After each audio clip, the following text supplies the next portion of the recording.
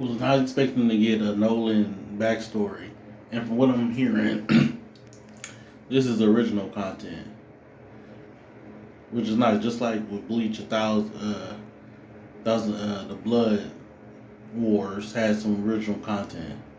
A little surprise for everyone, but I did say this being the one that made the virus. I remember hearing that somewhere, but just seeing how they were though on the planet, I mean, it makes sense. You gotta know what type of gaming your kids is on, so you know if they gonna be on that level. And then just Nolan on the ship every time they just Alan and his girl banging,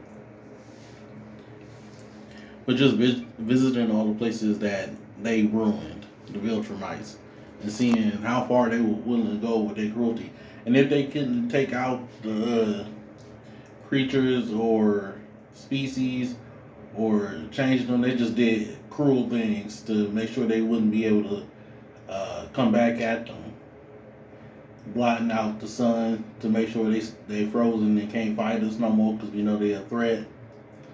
Uh, Moving a planet closer to the sun so it dries out so they can't survive and be a threat. Just cruelty after cruelty. Like it makes sense that Nolan still feels the way for his people, knowing what he's being asked to do, despite what they did to others. But yeah, I mean, we're just going place to place with this one. We got some good answers back. It's just gonna take some time.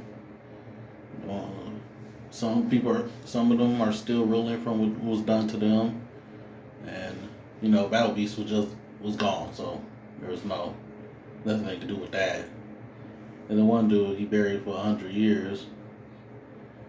I mean, at least he stopped blasting. But yeah, it was just like your people ain't nothing. Even after the virus did what it did, y'all doubled down. It didn't make you want to change your ways. I mean, luckily you got Nolan who decided to change it in theaters, but he also the one that delivered the virus. So